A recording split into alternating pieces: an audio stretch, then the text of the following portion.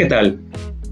En relación al tema 3.3, diseño de material visual, de la materia de TICS, a continuación abordaremos el tema de infografía, en donde conoceremos qué es una infografía, cuál es su propósito, los elementos que la conforman, las características que debe tener, la clasificación de infografías y por último, algunos ejemplos en relación a dicha clasificación.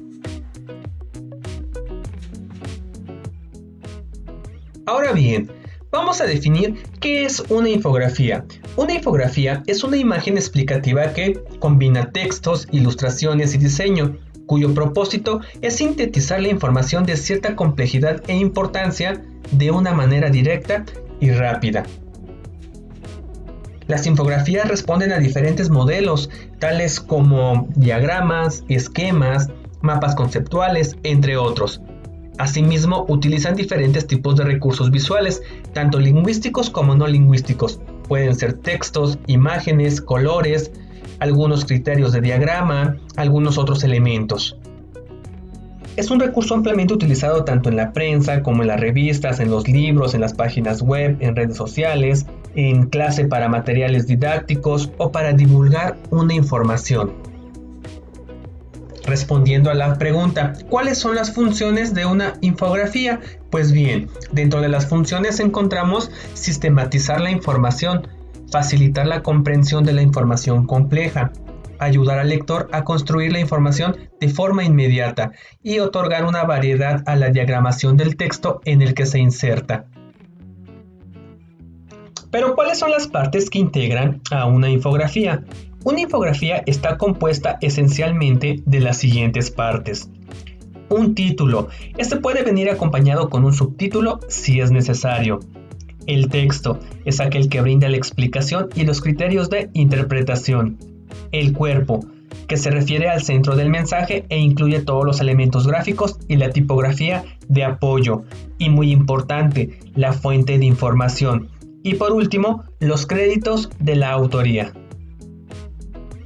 Las características de la infografía son las siguientes. Siempre es encabezada por un título o un titular según sea el contexto. Debe responder a las preguntas qué, quién, cuándo, dónde, cómo y por qué. Debe ser fácilmente entendible.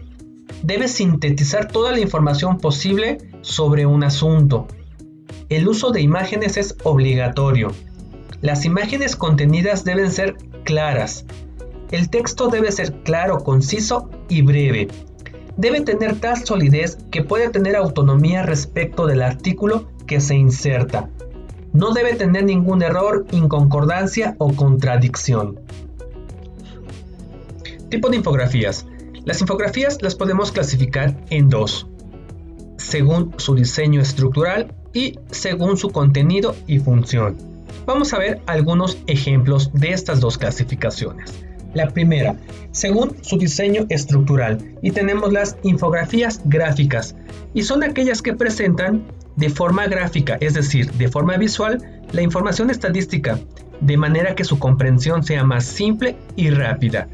Puede valerse de diversos recursos como son barras, gráficos, sistemas de coordenadas, etc. Infografía de mapas. Los mapas son de gran utilidad para ubicar rápidamente al lector en el lugar de algún acontecimiento o en el contexto de una información geográfica de interés, como por ejemplo una ruta turística. Infografía de tablas. Algunas veces una infografía puede limitarse a resumir una serie de datos importantes en una tabla organizada bajo un sistema de columnas y filas. Puede contener algunos elementos visuales como colores, pictogramas, para quebrar un poco la dureza de la misma. Las tablas se usan cuando la información es muy compleja para poder establecer comparaciones, representaciones gráficas o sistemas de flujo. Infografía de diagrama. Un diagrama es particularmente útil para mostrar la articulación jerárquica y los procesos, así como el funcionamiento de determinados sistemas. Ahora bien, vamos a clasificar a las infografías según su contenido y función. Dentro de ellas encontramos la infografía periodística. es aquella que informa sobre el desarrollo y evolución de alguna noticia de manera gráfica. Infografía de divulgación. Se trata de infografías orientadas a divulgar campañas de prevención y atención a necesidades prioritarias de la sociedad, como por ejemplo, campañas sobre el comportamiento ante alguna catástrofe natural, primeros auxilios, alimentación o prevención de enfermedades.